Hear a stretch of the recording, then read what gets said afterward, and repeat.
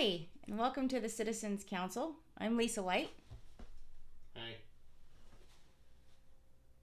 Yeah, I'm Ian White. I'm her husband. Hi. So today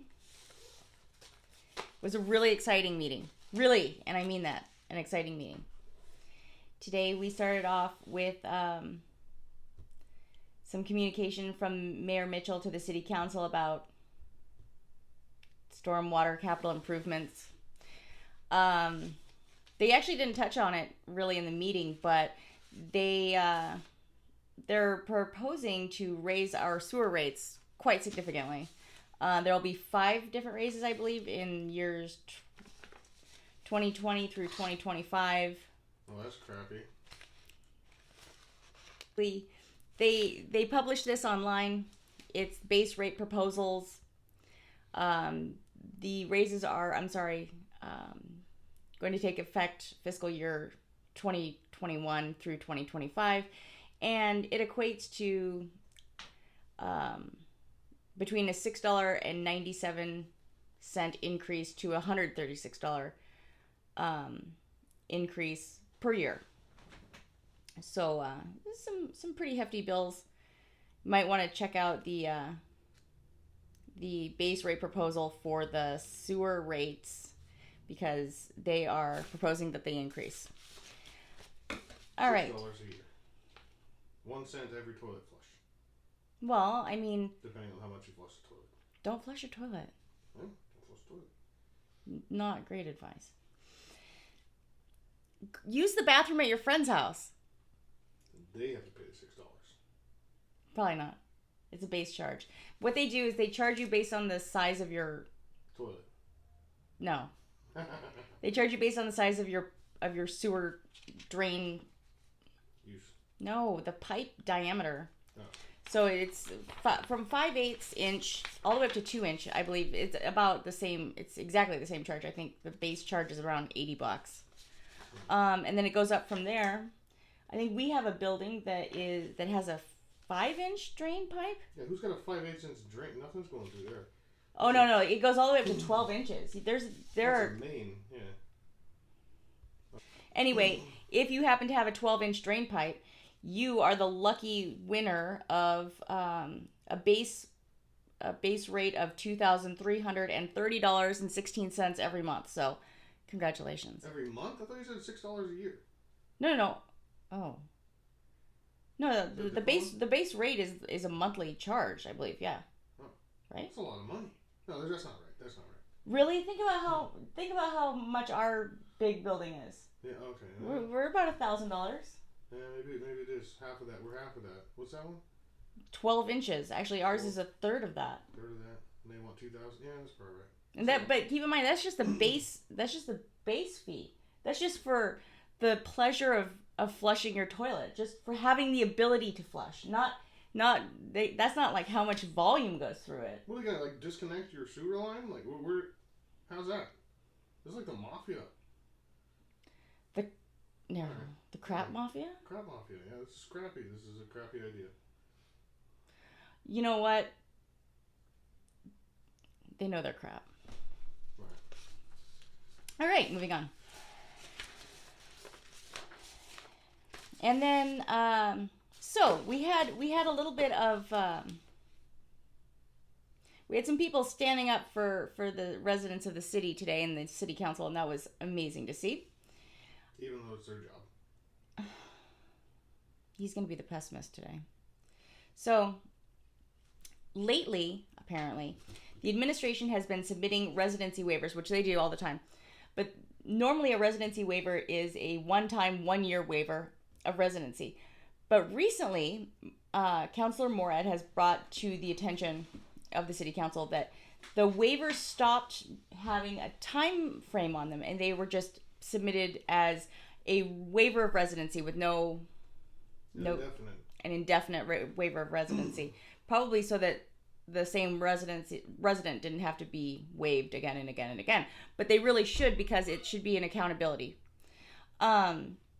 So Councillor Morad stood up in the last meeting, and she said, "No way. I don't like that these come across with no definite time period. So they've been amending them as they come through, which is a great thing. And then So you send them back to Mitchell? they don't send them back. They amend them as exactly the same person and everything like that, but only for 1 year, and then they approve them. But another thing I've noticed, everyone, they take a roll vote, which means that everyone's on record. So the first one, Councillor Morad was the only one to vote no on a residency waiver. This is last month. No, this is today. Oh, today. A residency waiver for a management analyst in the office of the chief financial officer. Everyone voted yes. Morad said no. And it continued that to be this pattern, except Morad began to get a little more support behind her. And then the second or third time, Carney joined Morad in voting no, and everyone else voted yes. And then the last one, I believe, Councillor Giesta voted no. Morad voted no. Carney voted no. Everyone else voted yes. How many is that? Three to what? It was 3-7, I believe. 3-7? Baptiste was not there today. Everyone else was there, but Baptiste had Dunn was there? Dunn was there. Oh, imagine that. Councillor Dunn has missed quite a few meetings in the past. I don't really know what his record is. Do you happen to know what his record is? No, I don't know offhand, honestly. Okay. I'm not the one bringing this out, or I'm not the only one saying this. I'm just repeating what I've heard. Moving on. So then Councillor Morad brought up another really great point. There was a communication from Mayor Mitchell submitting a request on behalf of the Department of Facilities and Fleet Management to hire Carlos Arujo as the garage superintendent. And apparently, Carlos has worked for the city before, and he's a great employee. And Councillor Morad expressed her gratitude that he's coming back. But he's beginning at a step 2. And apparently, there are different steps to city employment. And she made the comment that everyone starts at step 1. And it's not fair or equitable when people get to begin at step 2. And you have here... Does he live in New Bedford? That guy? I believe so. Okay. So it's not like my buddy from Dartmouth. Not only can he be from Dartmouth and come over here and take the job, he's also going to get paid more. No. For watching a parking lot. What is it? No. He's actually higher up. He's a superintendent. He's got 2 parking lots. No, he's a boss man. Okay.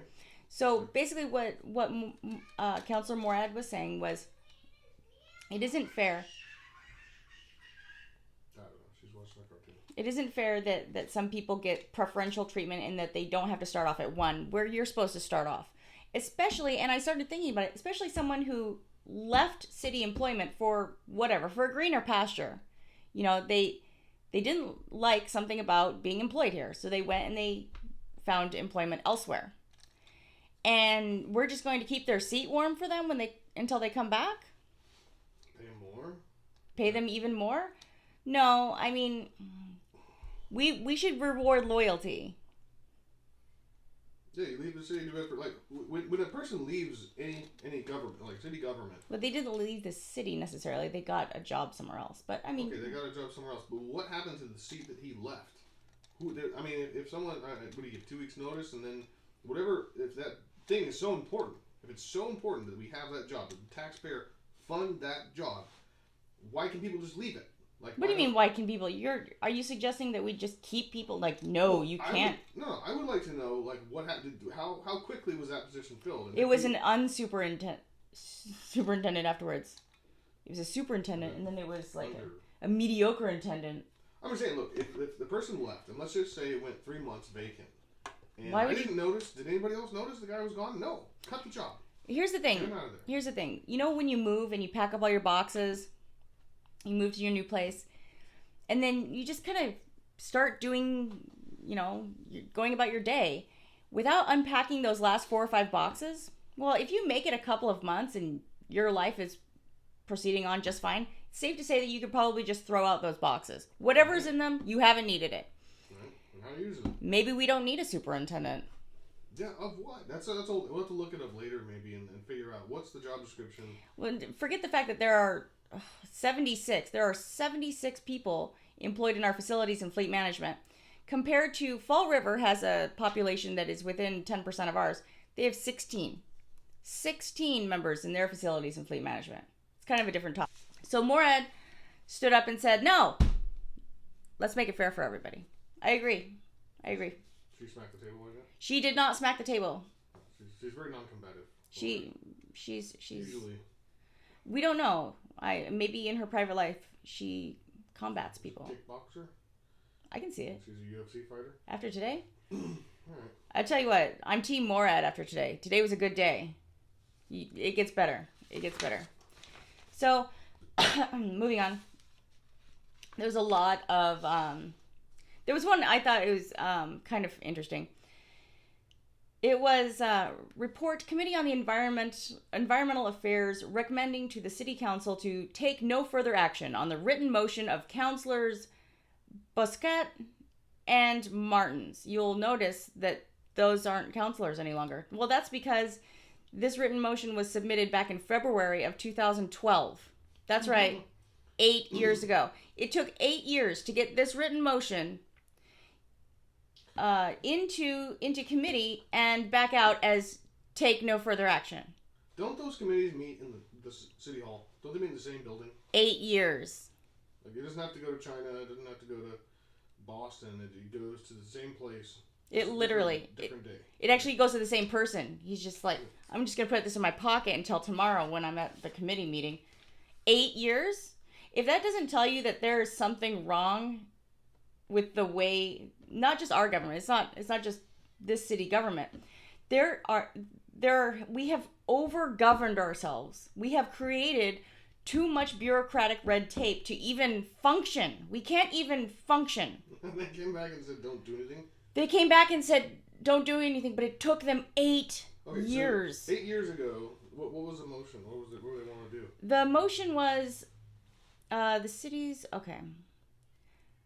requesting that the city's remediation and licensed site professionals, TRC Engineering, come before the city council on environmental affairs to outline the latest results and upcoming actions in regard to the Parker Street waste site, specifically to explain the costs associated with their services. Is this even an issue anymore? Are those guys even in business anymore? Is there even a Parker Street anymore? Yeah, there is. I'm kind of surprised if it was Martin said it wasn't something about how landlords are bad or whatever. But I mean, for 8 years, what happened between then? Did the issue get better? Did it get worse? Did anybody follow it, track it, say a thing about it? And here's the point that I hear you making is that there's a problem. We're going to talk about it for 8 years, and then we're not going to do a damn thing about it. I'm starting to lean towards. I don't think that they were talking about it for 8 years. Okay, well, it sat on someone's desk for 7 years, and then. I think this got brushed under the proverbial rug. Anytime that I see take no further action, in my mind, I'm thinking, did someone just create a speaking point? Were you campaigning? Right. Well, that was the thing when we talked last podcast, and we were almost commending Gomes for being the only counselor that stood up and said something. Later to find out, he was just addressing an issue that he himself talked about last year. And he was, and he does. Went to his own committee. He does submit things to his own committee. There's no action. So everyone's bringing this crap up, and they're saying, hey, something's wrong, and they send it to their committee, and then the committee does basically nothing. They're creating. And sends it back to have nothing done. What is the point of all this? Well, it's to create a speaking point. Basically, I give you $1, you give me $1 back. No, I have the $1. Well, why is anybody giving anybody else dollars here? What's the point? Our counselors are elected because the people believe that they have the best interests of the people in mind. And I will give Gomes this. He is very passionate about the people of New Bedford. And he sounds very passionate about the people of New Bedford. The guy, he's on a treadmill and telling us how many miles he's been on that bicycle and gone nowhere. That's what he did for a year. That's whoever filed that motion, Martin's, whoever filed it. I mean, I guess they're not here now, but that still went nowhere. It's all, and people do grandstand. They do say, "Oh, look what I've done." But what you've done is made a bunch of paperwork. At the end of the day, for every working I'm glad that he doesn't ever grandstand. Lady in this city, where they're working, what have the counselors done for those people? What have you done? I don't go to the meetings. Nobody elected me. It's not my job. It's their job. Ah, all right. Well, I can say, and this is partially because I agree with more of what Morad said today, but also I think that it is in the best interest of the people, and I feel that my, at least, my thoughts, my constituency was well represented by Linda Morad tonight. Very, very well. I haven't attended a whole lot of meetings, but it was impressive. She was right on the nose today. Okay, so what was it so great that she said? Okay, so the most exciting part. Well, there's one more tiny order. Not tiny. It's not tiny. It's not tiny. It's an $800,000 deal. The Port Authority is purchasing the old Royal 2 restaurant, and they are doing a build to suit with the owner of that, paying $800,000 to build that up using grants, not taxpayer money. Well, at least not local taxpayer money. And they're going to build up a facility over there. Cranes, good. Cranes. Anytime you see cranes in the sky, it's time to buy. So, the excitingest part, that's not a word, but came at the very end when Councillor Dunn submitted, there's something called an open meeting law here in Massachusetts, probably everywhere, which states any topic, anything that's going to be discussed, must be on the agenda for 48 hours prior.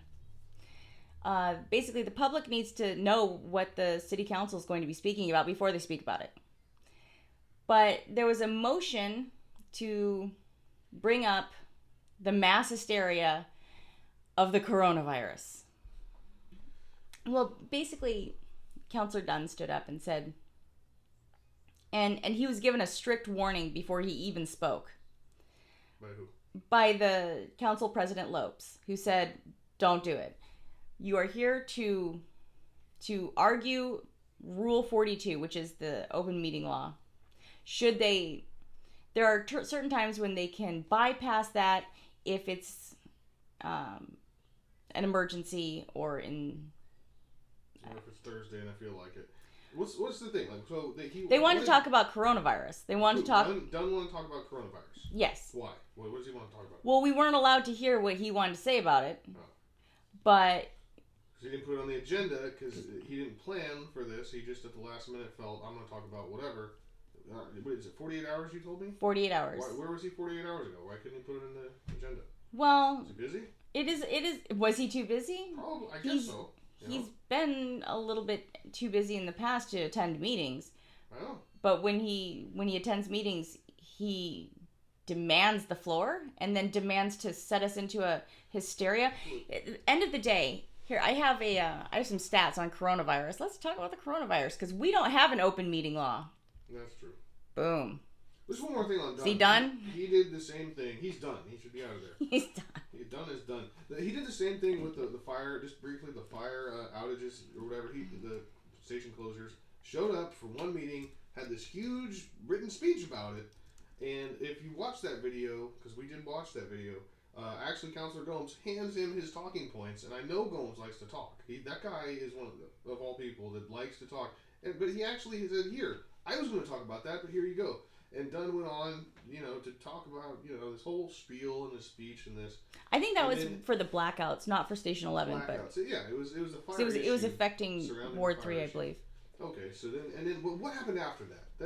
That's my point is that, everyone stands up and has a speech, but then and those that actually make their speech into action goes into a committee and it comes back with no action. This whole thing, and furthermore, it would be interesting to know what happened in that particular thing. Dunn said something, oh, we shouldn't do this bad. Okay, where's the solution, Dunn? Like, what's going to happen after that? Are you going to follow up on this next meeting? Are you going to be there next meeting to follow up on it? Or are you going to send your notes in to somebody else so they can follow up on it? Because who's got the ball here? If Councilor Gomes passes the ball to Dunn and he drops it, okay, the work of the people isn't being done. I kind of want to steer away from this being a mudslinging podcast. I don't. Mudslinging? Sorry. All right, we won't talk about that guy anymore. No. I don't have anything negative to say about anyone. It doesn't do any good. Okay. How about this? You'll be the voice of negativity. Yes. It's fine. Okay. And I will be. I'm not the only one saying that. You know that. You've seen it online that people talk about this stuff all the time. Absolutely. It's on Facebook. Everyone that opens a page that goes to the city website that looks up all those meetings and looks at the attendance roster is going to have the same opinion. Here's the thing. Here. It's better to show you. Can I have a piece of paper? Just a white piece of paper? Oh, I have one. All right. Fine. Look. This is a really good example. All right. So here I have a bunch of numbers. You want to take a look at them? What jumps out at you? Della, hold on. Why don't you tell me what jumps out at you? Okay. And do you want to just... 9 times 2 does not equal 16. Okay. So let me get this straight. I gave you this whole list of how many? 1, 2, 3, 4, 5, 6, 7, 8, 9. 9 mathematical problems. Mm-hmm. And you chose the one that was incorrect to speak about. You didn't choose one of the 8 that was correct. You chose the one that was incorrect to speak about. And that will happen every single time. And if you just focus on the negatives, there's so many positives that you're missing. And that's all I have to say about that one. That one's still wrong. Boom. All the other ones are right, though. It was a point. I was trying to prove a point, which obviously has fallen upon deaf ears. Yeah, if it was like money or something and I get to keep the positive, I would definitely... If it was money? Yeah, if those are 9 monies, then I get to keep the more positive one and not the negative one, but I would be more positive because everybody likes money. Usually. Okay, you got your point. That's fine. What's the... Okay, the whole point is this. Okay. Coronavirus. Total confirmed cases worldwide, 135,781. That's a lot. That is a lot. Total deceased, 4,967. 5,000 people dead. Worldwide. That's worldwide. Worldwide. So, how many billion people are on planet Earth? 4? No, I think it... 5 now? A lot. A lot. There's many billion. Population. I have to do the math problem. We can figure it out. 7.53 billion. Oh. Okay. So, which means that the frequency of just catching the coronavirus 19 is 0.000 How many zeros? 3. 0.0001806. So 0.00018. So we're at tenths, hundredths, thousandths. So you are at 18 ten-thousandths of a percent. If you were to split up 1% into 10,000 pieces, you would have 18 of them. It's too small of a, if there's 7.5 billion people, that means that there is 7,000 million. Yeah, so there's 7 continents. Everyone on the continent would have to have one meeting, and then you have to go there. This got weird. But how about because we're not, let's face it, we're not necessarily afraid of getting coronavirus. We're afraid of dying of coronavirus, right? We're not just, but there's only been 5,000 deaths. So that one's more easily translatable. Number, guys, I'm missing a body. It's literally. You're missing the body. Still. You need a shirt. You're missing a shirt. It works out to less than 1 in a million. Go put on a shirt. So. Go put on a shirt. If someone tells you you're 1 in a million, you could literally be Correct. dead. Well, no, it's 1 in a million. Okay. Okay, but here's the stats on it, the real-time stats. There's a really cool website. It's ncov2019.live. It tracks the live... Link it on the thing. I will link it on the thing. So, confirmed total cases in the United States of America, 1,336. We have, 300-something million people. Okay. Your chance of getting it are, again, 1 in a million. If you're afraid, if you're so afraid of getting the coronavirus that you need to go and buy all of the toilet paper in the... See, I don't care about the corona thing, but the toilet paper Why thing... the toilet paper? What are you doing with it? Is more important right now. Stop buying the toilet paper. Remember the thing? Y2K. Yeah. Toilet paper. Why? Again. What were you doing with it? Just keeping it? Because the people marketing toilet paper were like, this is an opportunity. We're going to sell a lot of toilet paper. Actually, we were talking about it earlier, and we believe that we're going to do the first ever marketing awards. Yeah.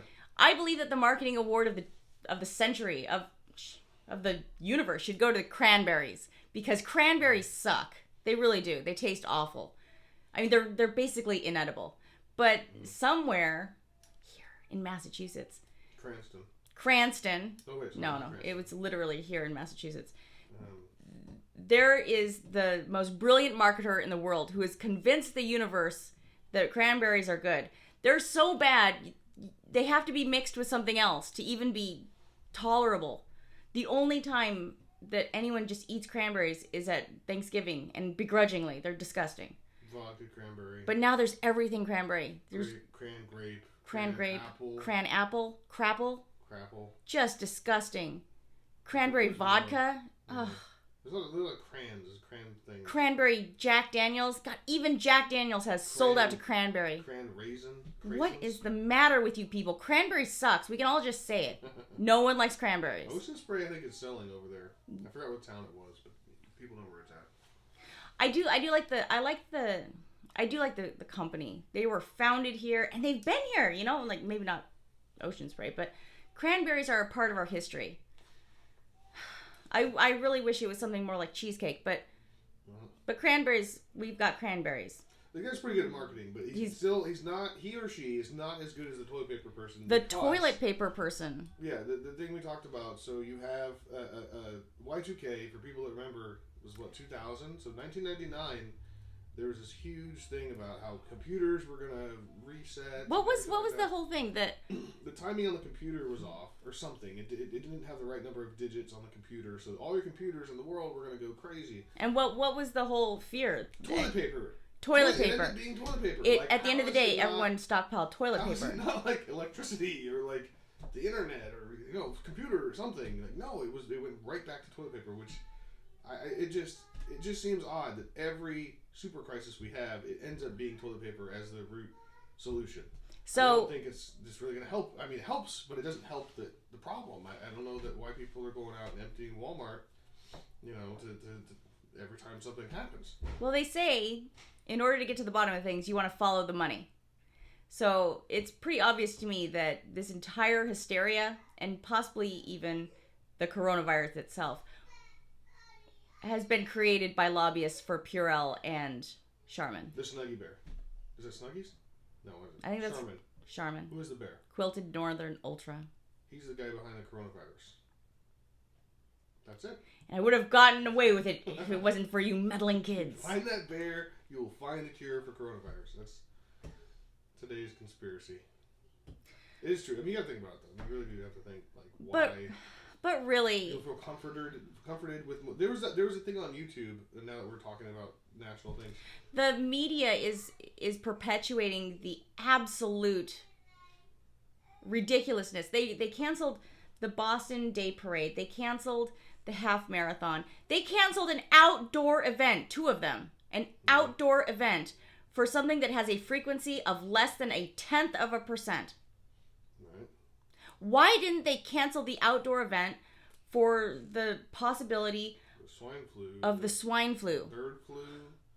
What was the other flu? When's the last time you've had a marathon canceled for a flu of any type? I don't know.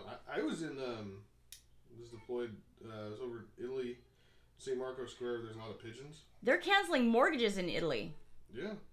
And that was during the time of the bird flu, and then the thing is, they had the birds like land on you, and I had birds like land, and then they're like, "Hey, don't do that," and I was like, "Oh yeah, the bird flu," and then I never got the bird flu, so I don't know what the big deal is here with running around outside With Coronas. Corona. Just don't go near a Corona. Just don't drink Corona. Duh. No, but really, our stock market has plummeted. Plummeted. Stop it. Stop with the hysteria. For toilet paper. Now's the time to buy commodities of toilet paper. If you're gonna invest, Now. People Charmin. are still buying it. The video I was going to say, like, people are having fights, like physical brawls in Walmarts across the nation for toilet paper. here's a suggestion. I'm just gonna throw it out there. Vodka disinfects. Also works with cranberry. Works with cranberry is great. I'm actually gonna include a little bit of a snippet of it because of all of the stuff that I've heard since coronavirus came out from any administration, really any friggin' administration, state, city, global. Well, yeah. I mean, the one thing that we have proven is that we have no clue what we're doing. We are tanking the stock market. We are spreading mass hysteria. It's just like Nobody has the keys to the car. no one has the keys to the car. The car is just. And Morad stood up and she said, "Stop it, stop. We're gonna put it on the. We're going to put it on the agenda. We're going to plan it out. We're going to act like adults and do our job." Be sure to tune in on the 26th of March for our next episode, where I speak with a new guest and at a new location. We'll see you then. Oh, I'll yield to the neighbor. Councilor Dunn. Thank you, Mr. President. Remember, this is only on waiving Rule 42, not on the item as presented. So please keep your discussion only around waiving Rule 42. Do not discuss the item. If you do, Councilor Dunn or Councilor Morad, I will shut you off. This is simply on getting the item in front of us. That will be rather difficult, but I will do my very best. You're an attorney that's passed the bar. That's your job, my friend. So, the statute, the open meeting law, has a very specific section within it that allows us to bypass the posting or the notice requirement that is typically required when we take up an item in front of a public body. That section of Mass General Law, Chapter 30A, Section 18, is in emergencies. An emergency, per the statute, is defined as a sudden, generally unexpected occurrence demanding immediate action.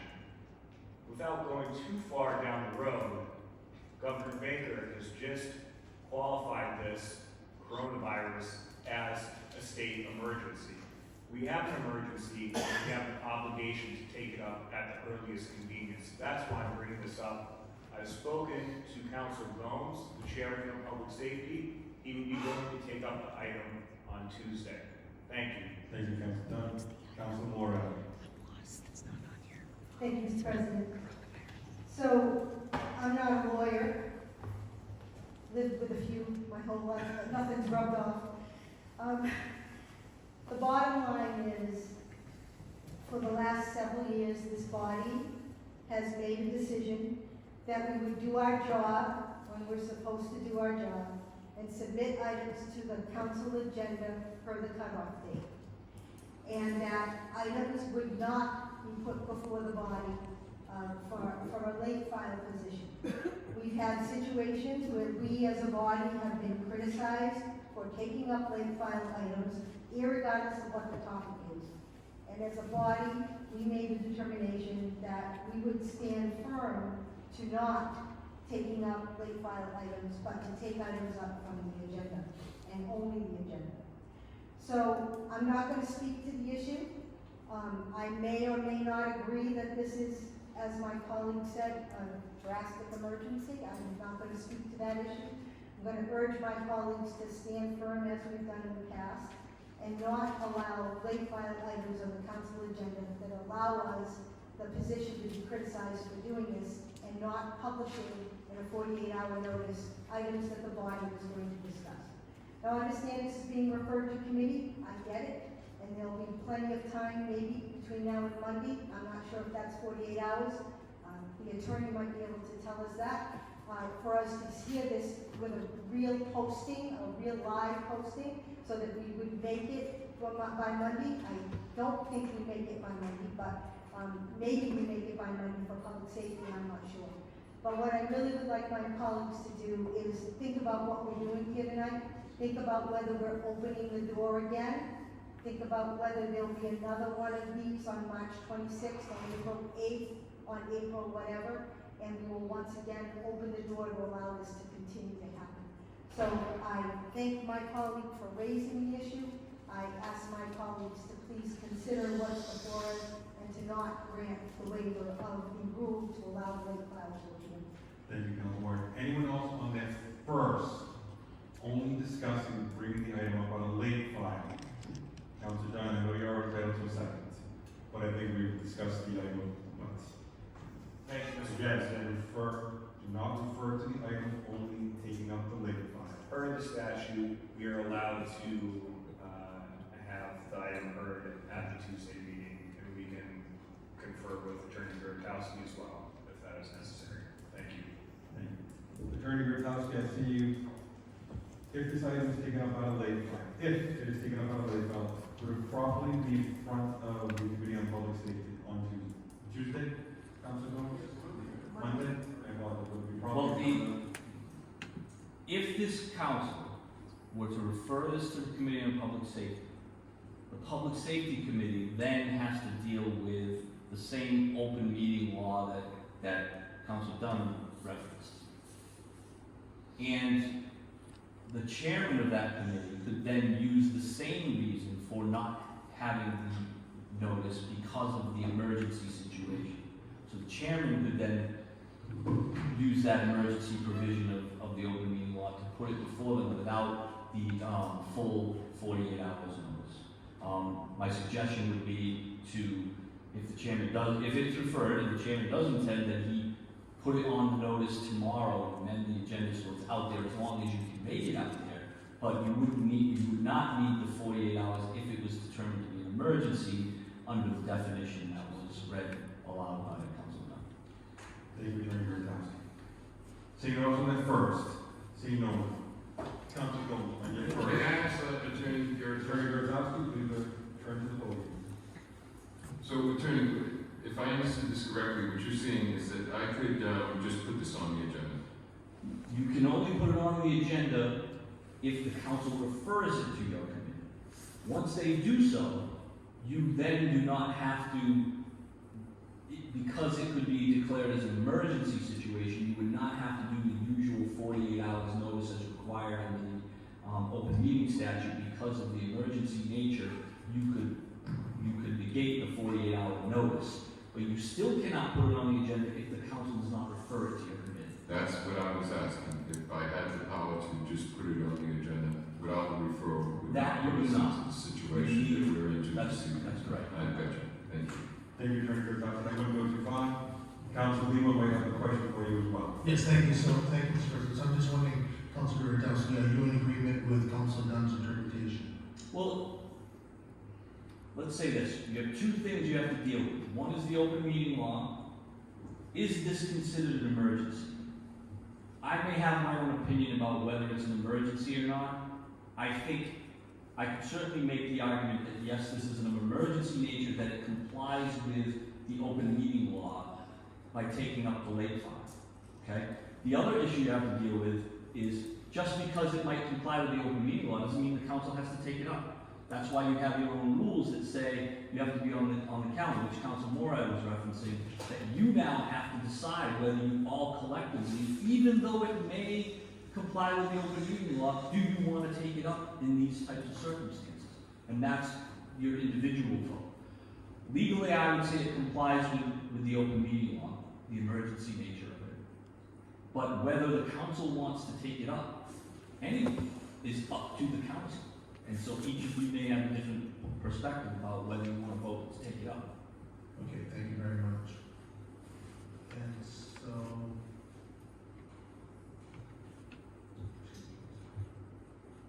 Okay, I may consider the same emergency. Is it not? Joe, said Councilman Lehman. Thank you. Seeing anyone else on that first? No. Seeing anyone on the second? Council Gomes on your second. Mr. President, I rise in support of First Vice President and her position on this matter. I am one of those that used to love to do the late file. It was just the nature of the beast. In this situation, I want to say that I don't know through you to the good counsel from Ward 3, does he know that the administration has a press conference tomorrow morning? I will speak on behalf of the mayor. I have spoken to him prior to the meeting. He is now aware that the administration does have a press conference scheduled for tomorrow afternoon. Councilor Dunn, on the other side, To exactly, thank you, Mr. President, to exactly address what we're here. Should we just, I think that we should, I thought it was very convenient that I had heard about this late file earlier today, and then all of a sudden this afternoon we received an email that a press conference was being called tomorrow to address the issue. There is an emergency here, but they're doing what they're doing. Why don't we let them do their thing tomorrow morning, and then we'll see what comes out of it. I don't want to break the rule that I tried to reassert. you looked at me like you're I going tried to reassert it, and I got caught. I got caught by the president because I wanted to do something. today. Don't talk it down. I don't want to. I just don't want to do that. I don't want to do that, and I just wanted to bring to the attention to the good council of what's happening tomorrow. So there's some action going on already. Reaction to action, as always. Just some people don't pick it up. Only us that sit in this chamber does. Thank you very much. Councilman, you've already spoken twice on the matter. You've spoken twice on the matter. You don't get thirds. Sorry, my brother. Anyone else on that first? None. Anyone on that second? None. No one gets third. Councilman Dunn. Roll call vote on waiving Rule 42 only. Councilor Avery. About what? No. Councilor Carney. No. No. Councilor Coelho. Oh. Councilor Dunn. Yes. Yes. Councilor Jester. Yes. Yes. Gomes. No. No. Councilor Lehman. No. No.